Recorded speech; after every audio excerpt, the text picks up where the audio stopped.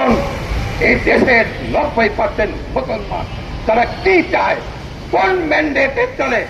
আসুন এদেশের খুন, গুম, হত্যা, সুদ, ঘুষ, দুর্নীতি আজকে বন্ধ করুন। আর যদি বন্ধ না করুন, সারা বাংলার 18 কোটি জনগণ রাজপথে নামতে বাধ্য থাকে। সংগ্রামী বন্ধুরা আমার, আজকে আর একটা কথা বলবো সরকারকে, যে আপনারা যেহেতু সংখ্যাগরিষ্ঠ হিসাবে আপনারা সংসদে আছেন, আজকে আপনারা ব্ল্যাক মানি আইন পাস করুন। আজকে সন্ত্রাস বন্ধ করুন এবং কোরআনী শাসন একটা বছরের জন্য হলো এক বছরের জন্য হলো আপনি কোরআনী শাসন করে দেন, দেখেন কিভাবে সুন্দরভাবে দেশ পরিচালনা করে।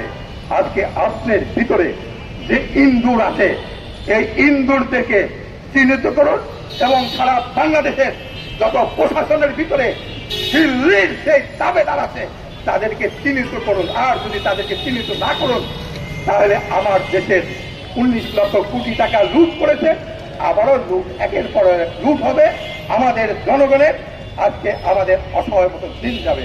আজকে আমাদের আসেন রাষ্ট্রনীতি, আজকে আমাদের আসেন সমাজনীতি, আমাদের শিক্ষানীতি, শিক্ষাতে মেরুদণ্ড শেষ করে ফেলাইছেন। বাংলাদেশে কোনো শিক্ষা আর কিছু নাই। আজকে আপনারা কোন দিক যাবেন? আজকে যেদিক যাবেন সেই দিকই দাদারা আমাদেরকে শেষ করছে। তাই আসুন আমরা সারা বাংলার ঐক্যবদ্ধভাবে এবং জুলাই সনদকে আমরা বাস্তবায়ন করার জন্য সারা বাংলার এবং সংসদের সবাইকে উদাত্ত আহ্বান জানিয়ে আমি আমার আজকের মতো সংক্ষিপ্ত বক্তব্য শেষ করছি।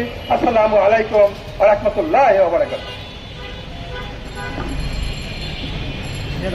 হাজরান মজলিস, এবার আপনাদের সামনে বক্তব্য রাখবেন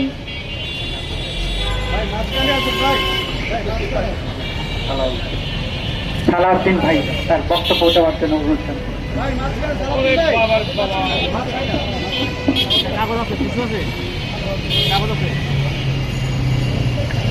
বিসমিল্লাহির রহমানির রহিম। আসসালামু আলাইকুম ওয়া রাহমাতুল্লাহি ওয়া বারাকাতুহু। আজকের মানববন্ধনের সম্মানিত সভাপতি, উপস্থিত মুরব্বী, সবার প্রতি আমার সশস্ত্র সালাম। আসসালামু আলাইকুম ওয়া রাহমাতুল্লাহি ওয়া বারাকাতুহু।